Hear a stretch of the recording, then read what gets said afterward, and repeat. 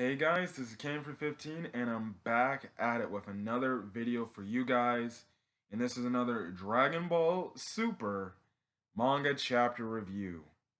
And I know I've been saying this for the last how many chapters we've been getting, but again, I'll say it again.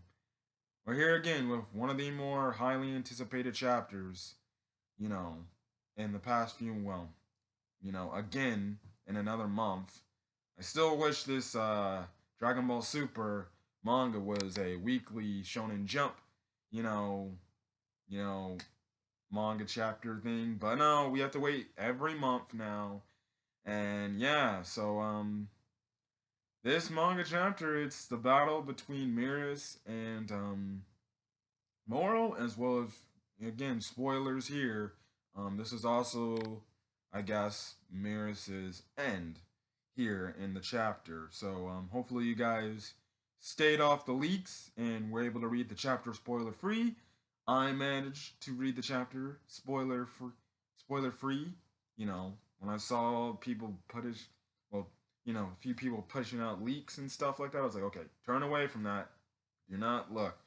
So yeah, let's get into it because again, we get further development for Goku and his progression for Ultra Instinct, even though I don't know how I feel about the way where Goku looks like he could be transforming into or mastered Ultra Instinct. I'll get to that at the end of the chapter review and give you my thoughts on why I don't think I like the way how they're going to make Goku potentially transform into Ultra Instinct or mastered Ultra Instinct. Um, anyways, as we all know, you know, Mira showed up last week to confront Moro and stuff like that. Now Jock was like, what the heck are you doing here, Mirs? What took you so long to even get you here? And Mirs is like, look, my bad. I was taking care of something else in my own hands and stuff like that. And Jocko, he goes on to say, like, sorry to be all, we're totally doomed. And he's going on to say, like, yeah, look, everybody's been defeated by Moral. You showed up too late. Look, what else could you do that the others couldn't do? And stuff like that. And, you know, Miras comes to here to say, it's like, look, I've just come here to finish up some training. And that is Son Goku's training or Goku's training and stuff like that. Now, in the meantime, Jocko's like, whoa, wait a second. Where did everyone frickin' go? Now, Goku and the others, they have all vanished somewhere else. And Moro's like, what the hell's going on here? And he even asks Maris, like, yo, where did you send them? Maris goes on to say, like, for the moment, they're somewhere safe, and they're far from here. So, yeah. So, because of the fact that now nobody's in the bubble area, or the contained little area Moro had, Moro's like, well, there's no point in keeping this field barrier, keeps keeping it on. So he just kind of deactivates the field barrier and stuff like that. And Mirs goes in so he can buy some time and stuff like that.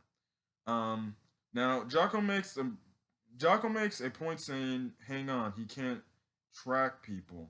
So I'm guessing, Moro can't sense Goku and the others right now. So that is interesting. I don't know. Now, Mirs pulls out a pole, which I guess you can say is awfully similar to Goku's power pole. When I was reading the chapter, that's what it reminded me of because there was one part in this fight where it actually extends. So it just reminded me of Goku's power pole. So Mirs was just using this power pole and stuff like that. Now Moro makes a comment saying, "I sense no life energy in you yet, but I did earlier. Was it mere camouflage?" And he even also points out, "Is like, are you in the manner of are you in some manner a deity?" So obviously we know that Mirs is a deity because he's an angel, but he can give off the presence. But I guess we're here told that he can get the presence off of of essentially like a mortal, like just giving off regular energy and stuff like that. So Moro clearly knows, or he has like he you can see that Moro clearly has a knowledge of the god hierarchy. I don't know how much knowledge he has, but he knows. It seems like he knows that you can't sense the energies of deities in the Dragon Ball universe. So obviously stuff like that. So the fight's going on. Miras, he's just using his pole and he's like attacking Moro, and Moro, he's trying to go in for punches and stuff like that, but Miras is just easily dodging him. There, like I said, there was one part where you know um, Miras actually has to do the limbo, and he's holding onto the pole, and he just hits this button, and the pole extends and hits Moro pretty hard, which gets him to start bleeding and stuff like that. Jago even questions like, "I didn't know Agent Miras was like this strong and stuff like that." The fight continues between them. They go at it. So we cut to a panel scene in the manga chapter where we see Dende with obviously the bodies of everybody else, who has been damaged, and we see that Beerus and Whis are on planet Earth and stuff like that. Whis goes on to say, "Look, I left the Galactic Patrol agent behind." Beerus says he couldn't care any less and stuff like that. And it's funny because Beerus actually goes on to make a line saying like, "I'm getting sick and tired of doing favors for these guys," which, haha, it's, I guess you can say, it's a breaking of the fourth wall, because there's so many Dragon Ball fans, who have been saying like, okay, we just get too many help. We just get too much help from the God characters in this series ever since Super started. You know, they just help out way too much. And again, Beers is making another reference by saying like, Jesus, gosh, how many times do we have to help these guys when they're stuck in a freaking corner? Like, Beers is like, look, he's just like, look, why do we have to keep helping these guys, man? Every time they fight these dangerous enemies, they can't take care of them themselves. They always get in trouble, and then they come to us, asking us for help. So, yeah. I mean, even Whis like, yeah, it seems like they are a handful. And stuff like that. So we see Dende healing them, and essentially the only reason why Beerus and Whis showed up to Earth is just to go to Bulma's place to eat some food. That's it. So it's the same thing they've been doing. They're not here for fighting purposes, which, again, to some Dragon Ball fans, that might be a bummer. But let's be real. All Beerus could probably do with Moro is probably just Hakai him, and it's over. Even though people would like to see a Moro versus Beerus fight, even though we saw how Moro kind of got handed this fight against Miras, against an angel. So, yeah. So stuff like that. They realized that Miras again, but they see that Miras got separated from them. I don't know why, even though I don't know why we said that. That's another bad Toritaro line. That makes no sense because just a few like panels ago, we directly says like, "Oh, I left the Galactic." Oh, well, no, my bad, my bad. Sorry. I get what he's mean. He left Jocko there. So, wow, shit. They really left Jocko out there to die. Dang, that's cold, man. That's cold. Um, and stuff like that. Now, Gohan, he's regained consciousness, and he asks Dende like, "Is Goku gonna live?" And obviously Dende's like, "Yeah, of course he's gonna live." It's just Goku's wound is so deep, and because his energy or his ki has reached God level, healing him could take some time. So we get the revelation that Dende, yes, he can heal. Well, we already knew Dende could heal wounds, but we get another interesting tidbit is that I'm guessing if you get badly wounded and you have like God energy or God ki, it's harder for Dende, or it takes a longer process for Dende to heal you. It's an interesting little side thing to mention that compared to if you just have normal energy, it takes Dende longer to heal God energy because God energy is different than regular energy, as we all know, and stuff like that. Now go on, just like, look, don't worry about healing me next after you heal Dad. He'll take a little Vegeta and the others. Goku comes back and he's healed and stuff like that. he's got a really nasty freaking scar on his freaking chest. I will say that. Um, and stuff like that. Now Goku asks, "Where's Moro?" and Dende's like, "Oh, he's battling the angel."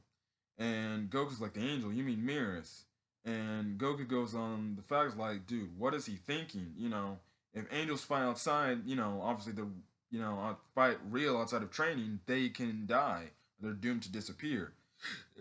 Now Goku asks Dende to like take care of the others, and Goku flies off to the battlefield. The fight with Moro and Merus continues as we cut back. Essentially, Merus is owning him. He's doing like the whole thing where he's making his pole spin very fast. Moro actually has again another. It's kind of the same trope, but Moro uses his laser eyes. Doesn't have no effect. Moro kicks the pole out of Merus' hand, and then he starts getting the upper hand on Merus. Um, and he starts beating him up. Merus dodges a barrage of Ki Blast and stuff like that. And then when Moro's going in for a punch to hit Merus, we see that Merus can actually recall his pole back, and he recalls it back in time before Moro punches him and stuff like that. Now Moro asks Merus like, "Are you concealing your true strength? And what is the meaning of this pole, and why are you relying on this tool?" Goku gets into the area and stuff like that, and Moro he shocks the Goku, and Goku replies to Merus by saying, "Look, you gotta stop. If you keep fighting, you're gonna vanish." And Merus goes on to a point to say, "It would seem like I'm intact for now." Now Goku transforms directly into Ultra Instinct Sign because he says, "Look, it's my turn. Let me handle this." But I kind of didn't really get hyped for this moment because I'm like, well, if Ultra Instinct Sign never worked before, like before Moro even transformed to begin with, why would it work now? And stuff like that. Moro goes on to mention like, "So you've been healed by the Namekian's healing abilities." Goku goes in, for an attack, but Moro sees it coming easily, dodges the attacks Goku's dishing out. It cuts back to Beerus and Whis, and Whis says Goku's going at it with Ultra Instinct Sign again. And Beerus asks, like, "Well, is he gonna win this time?" And Whis is like, "Well, I kind of doubt he's gonna do that. He stands much no chance again," which is predictable. If Ultra Instinct Sign Goku couldn't beat, you know, a much, Moro before the transformation he had, or the absorption he had with 7-3, what would you think Ultra Instinct Sign Goku would have against, the Moro 7-3 form? Nothing. Goku gets hit back and he gets knocked out of Ultra Instinct Sign. Merus stops him from hitting, probably getting kicked, blown into the rocks and stuff like that. Even Moro goes on to mention, like, "Dude, you used that form against me not too long ago and it didn't work before. Like, come on, Goku. It ain't gonna work. If it didn't work before, it ain't gonna work now. So you're just fighting a losing battle." And stuff like that. Goku goes into mention telling Merus, like, "Well, after all that time, teaching me Ultra Instinct, and I still can't get the hang of it." Now Merus goes on to say, like, "Look, not quite, Goku. Your training has worked. This one last push should trigger it." And Goku's question, like, "One last push? What do you mean by that?" So Moro using what essentially is Piccolo's stretchy arms abilities, but he kind of does it in a way how Kid Buu did like that one technique where he would put his foot in the ground and just like try to let it hit you from the ground. He does it to Merus. He gets a hold of Merus's neck, and he grabs Merus's neck. So we all know that if he grabs your neck, or if he just touches you with his hands, he can absorb your attack. So currently, Moro has angel powers, or what I might say, Merus's angel powers. Now Merus actually gets his angel staff. He cuts off Moro's hand, and Moro he's shocked by this. Now, for people who always question, like, do you think Moro knows about the angel thing? It's not mentioned here that he knows about the angels and stuff like that. Like he even saw the staff and he didn't make a mention of like saying like, "Huh, that staff. You're an angel, aren't you? Which is a god of destruction attendant.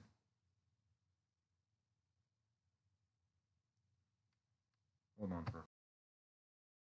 Okay, sorry for that. Sorry for that.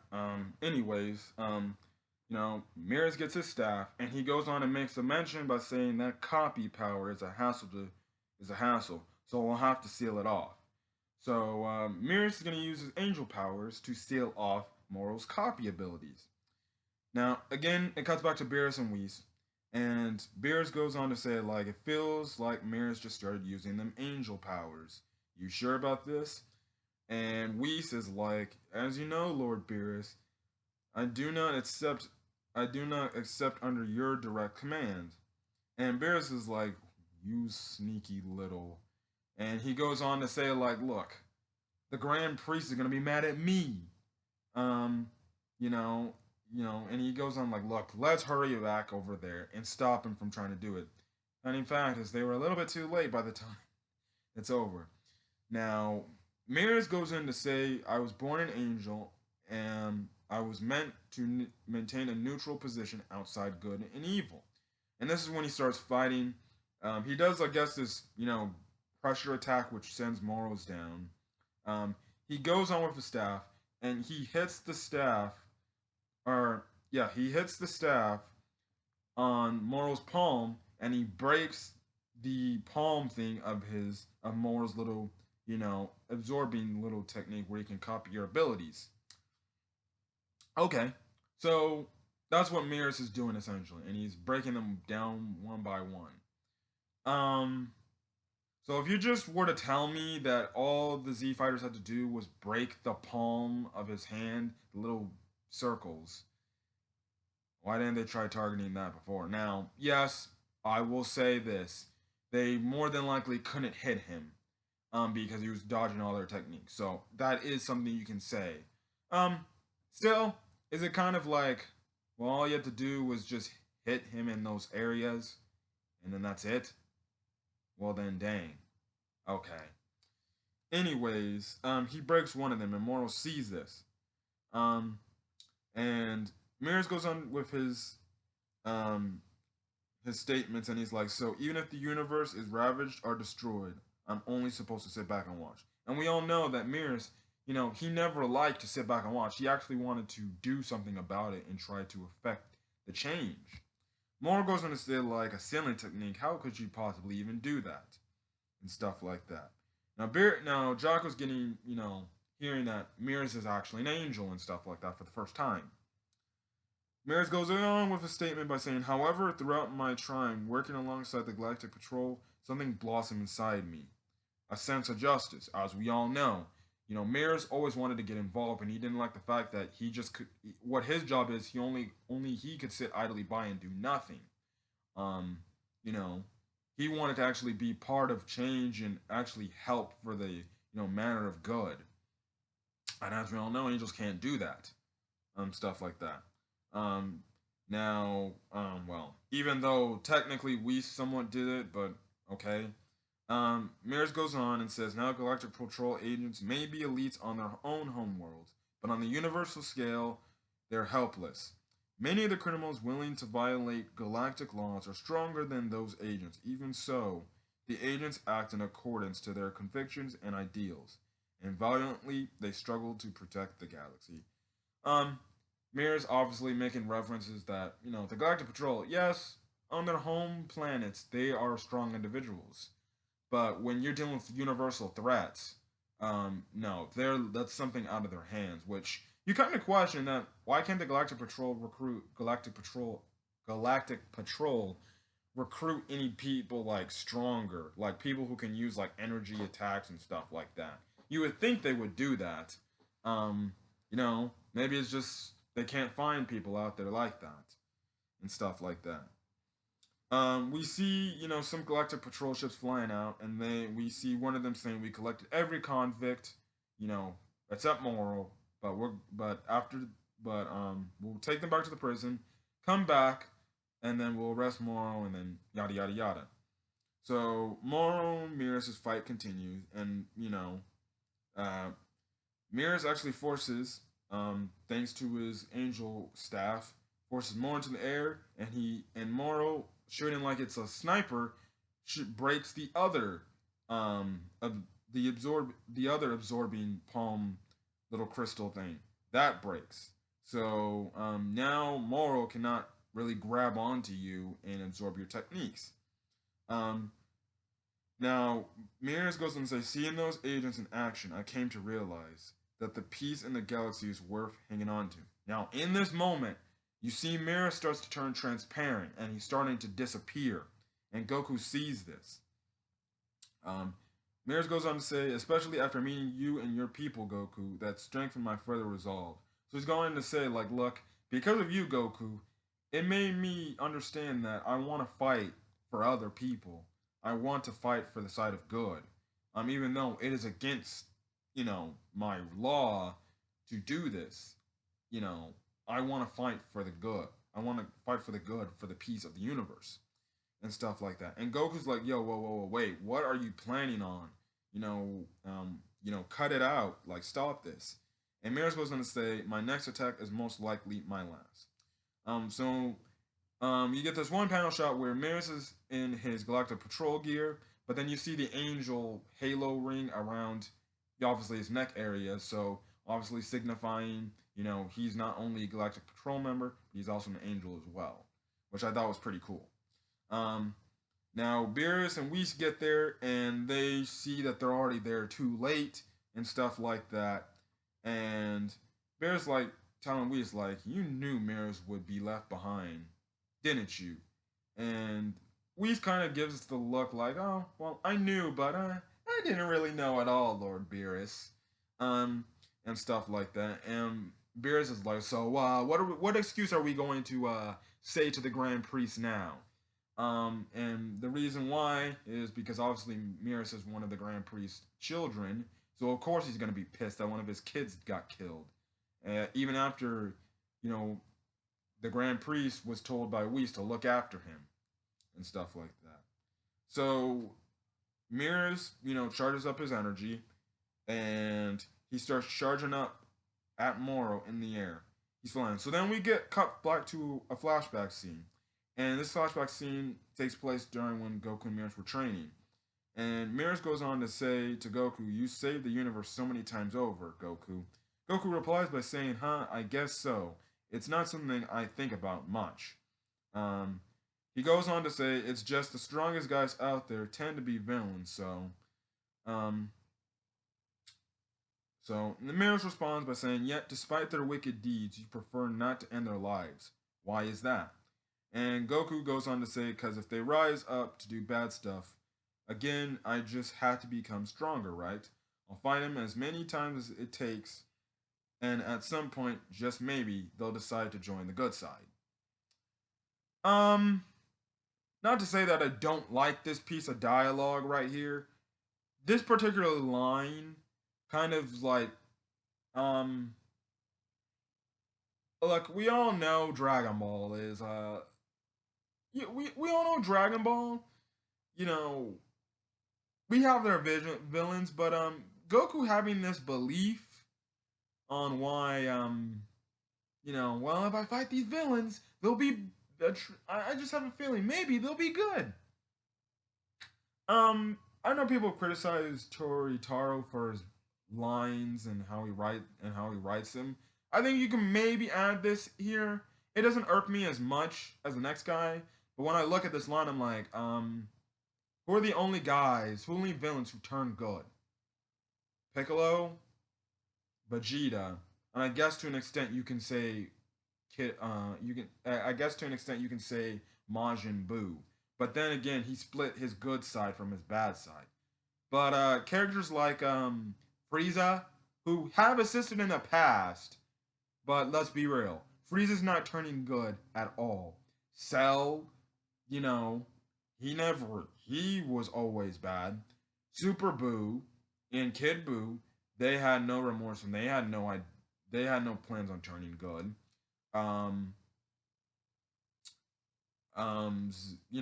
Zamasu and Goku Black, well, I guess you can say Zamasu in general, he was evil from the start. And he didn't want to change at all because he didn't like mortals. Um, and even right now, Moro. You really think, Goku, you're gonna fight Moro and change him to become a good guy to assist you guys? I'm sorry, that line of dialogue kind of just irks me a bit. I was like, no, because most recent Dragon Ball villains have been bad. Again, Frieza's more of a guy who would assist, but is he gonna be a good guy? No way in hell. Please. Please. Not everybody's gonna be like Goku, Vegeta. I mean, not everyone's gonna be like Vegeta, Piccolo, and like I said, to an extent, Majin Buu. But if we're talking to be honest, true main villains who have changed from evil to good have been Goku and Piccolo. Um, so I don't know why Goku said that line. I don't know why Tortaro put that line in. Like, I hope they turn good when it's factually proven, like, almost 80% of the time that Dragon Ball villains that are bad are really freaking bad guys. Like, Moro is not going to change good. From what we've seen already from Moro this arc, he's not going to change. Just food for thought. I didn't like that line. I thought that line was weird when I was reading. I was like, huh? What? You know, these villains aren't going to turn bad because Goku's going to keep fighting them over and over and telling them, hey, you should turn good. Some of these guys are just be like, no, I'm not going to do that. And stuff like that. Merus goes on to say, reforming villains, then the Galactic Patrol takes the same approach. And Goku's like, putting it that way gives me too much credit, man. And Goku goes on to say, I just think that way is much more exciting, I guess. And Mira's like, exciting, you say? And he goes on to say, well, you're an interesting or a fascinating specimen, Goku, like everybody else says. Like, oh, you're a very interesting, person, Goku. Um, Moro starts launches off these attacks. Mirrors cuts right through one of this, I guess death ball attacks. I don't know. That's what it looks like. Then he fires up another one. And as you can see, Mirrors is charging way too fast for Moro to get off the attack. And he punches the circle thing on his head, which, like I said, would have more than likely essentially seal off his, copying abilities. So I'm guessing now Moro has lost the abilities, all the copying abilities he has accumulated over this. So now he has no more of Piccolo's abilities, no more of the other abilities he absorbed from, and even doesn't have Vegeta's abilities, which means he can't use the spirit um, fission technique or whatever, or force vision. Yeah, so he breaks that. He knocks Merus to the ground, and Merus just gets slammed into rubble. Now in the meantime, you see that which I think Toritaro took something from Avengers Endgame here, because in the meantime you see the transparent body of Merus starting to disappear. Well, not disappear, but starting to dust, similarly to the way how people were dusting at the end of Avengers Infinity War and stuff like that. And Goku's seeing this.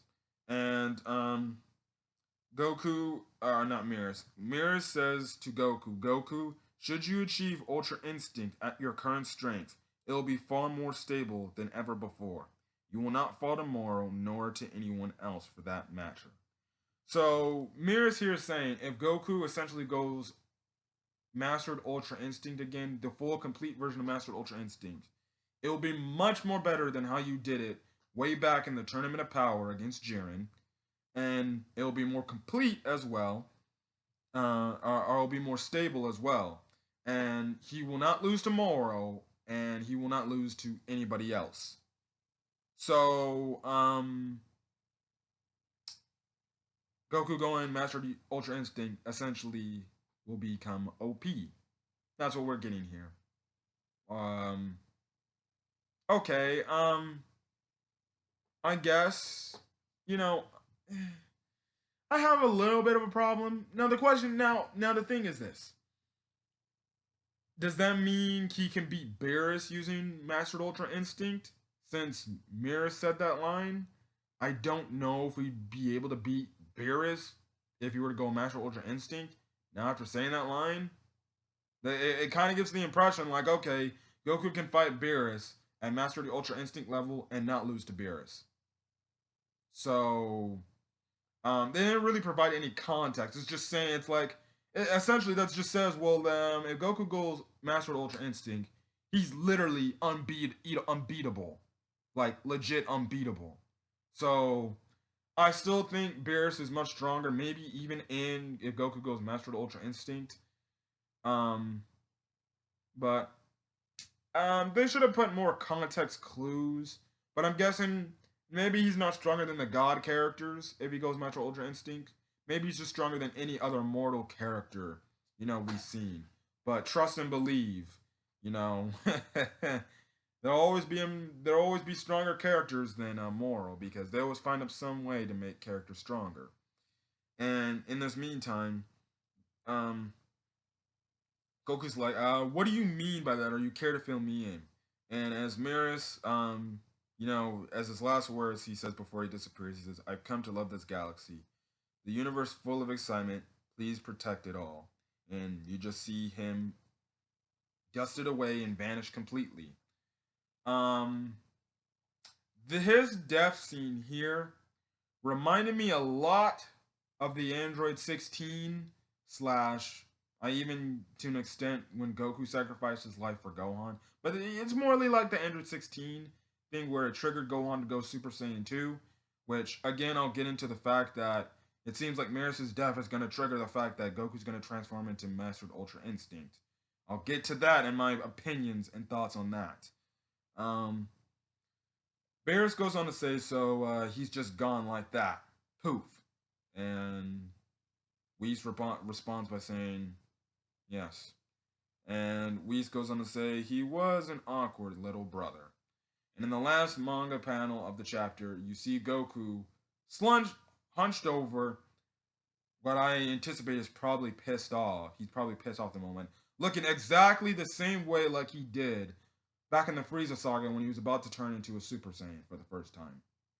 Which will lead me to believe is that Goku is going to transform into Ultra Instinct Goku, or Mastered Ultra Instinct Goku, and we're going to get the final battle between Mastered Ultra Instinct Goku and Moro, which will effectively end the Moro arc and stuff like that. So it seems like the Moro arc will more than likely end next month, or the final battle between Moro will end next month, and we'll get the conclusion of this arc in October.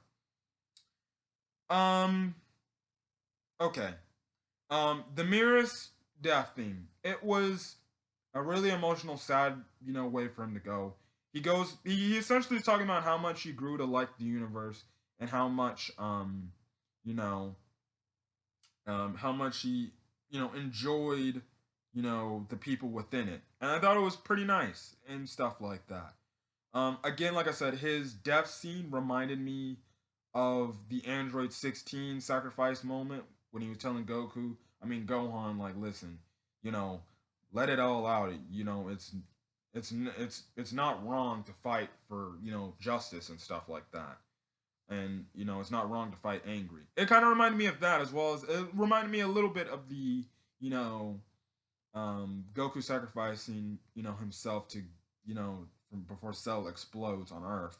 But it reminded me of that stuff. So yeah, but it more reminded me of the Android 16 death scene wherein it's just that trigger for Goku. When that was the trigger for Goku like it was for Gohan.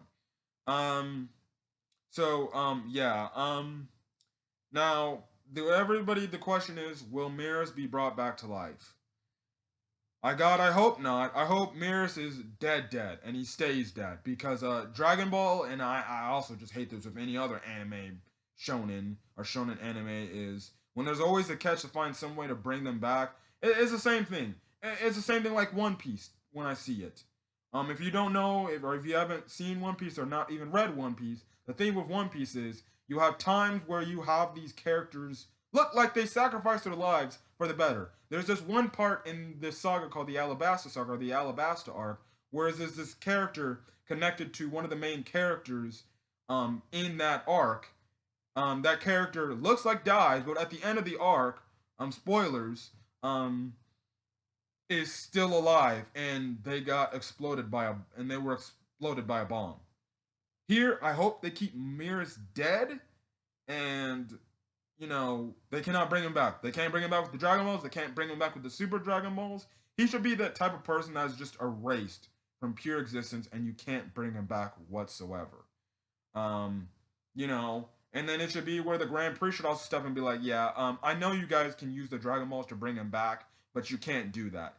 He he did this for his own cause, and he ended his own life for it. I don't want him to be brought back because then he'll just do the same thing again. So hopefully he stays dead because Dragon Ball really does have a bad habit of leaving people dead for good. And I know it's the whole trope of like, well, it's like the My Hero Academia thing when they introduced Night Eye, only for Night Eye to die in the same exact arc. Same thing here, but he actually had development for Goku's character and progression in the Ultra Instinct training, and I think he served his purpose here because there's nothing much else for him to do here, you know, after this arc was completed. So I think his death scene here and his death is justified in leaving him dead as he was an impact on Goku's life. So stuff like that, which is rare to see because we rarely get those characters that have the impacts on some of the Z fighters as a whole. We haven't had that for quite a while, to be honest. And stuff like that. So it was sad to see Merus go, but I think the Jeff is justified, and I think Merus is one of them characters that needs to stay dead. Because if he doesn't, then I'm gonna have an issue with it. I don't want him to be brought back. He needs to stay dead because that's gonna be the one thing about Dragon Ball care fans are gonna be like, okay, he died. Can he stay dead, please? Because you're just gonna kill the entire. You're gonna ruin the whole emotional death scene only for him to be brought back with the Dragon Balls by the end of the arc. So hopefully they leave him dead, and hey, hopefully maybe Beerus and Whis get in front and tell Goku, look, do not revive him. If you do, we'll destroy you for it. He caused it. This was his own decision. Let him die at peace with his own decision, and stuff like that. And personally, if you ask me, they shouldn't be even use the Dragon Balls to revive Merus because it should be weight out of the. It should be even for the case of Super Dragon Balls, it should be out of their power, to use the Super Dragon for them to even have him brought back because Merus is a deity and stuff like that. So, yeah. Now, like I said, it seems like Goku is going to most definitely transform into Master Ultra Instinct by the start of next chapter. Now, some fans, maybe every fan might have an issue with this. And what I mean is, it seems like Goku is going to transform into Mastered Ultra Instinct based on his emotion, his rage, and his anger.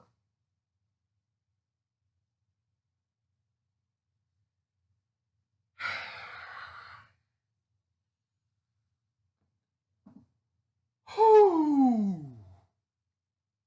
Wataro's pushing a treacherous line.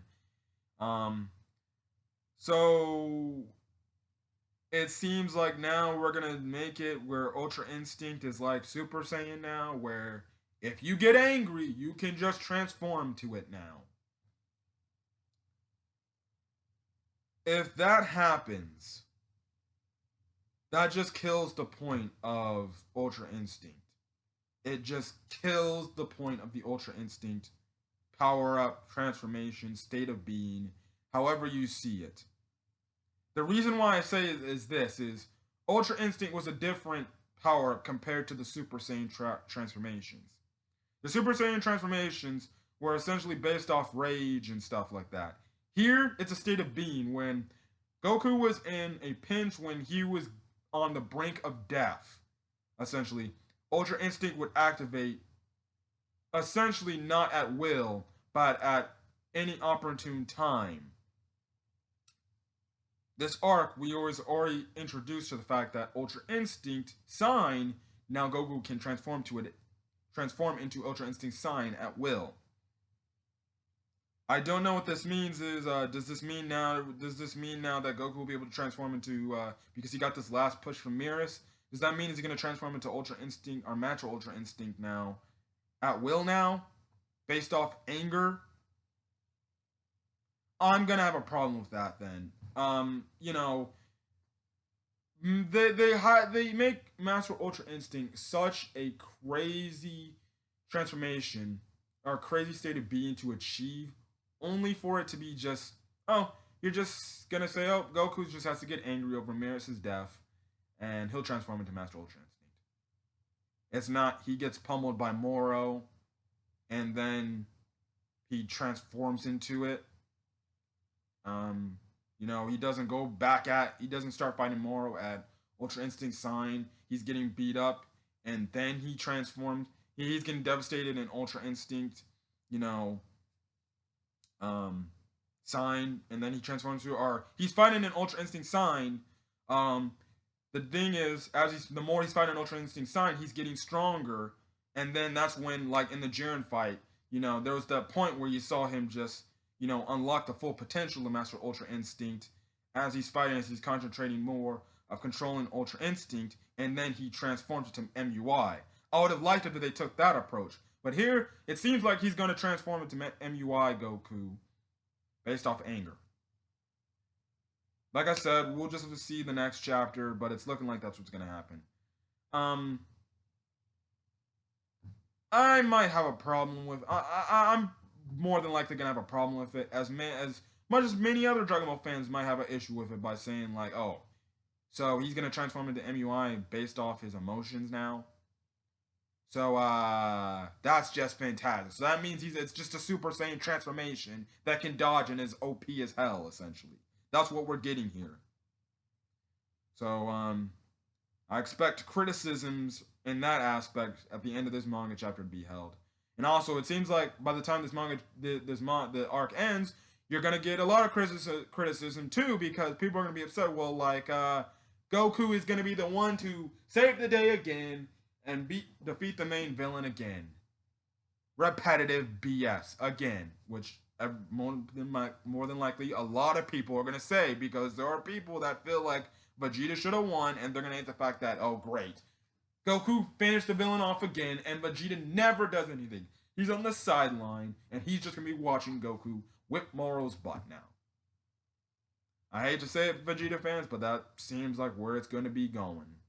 So, yeah. Other than that, this manga chapter was good. Although I did mention some potential criticisms.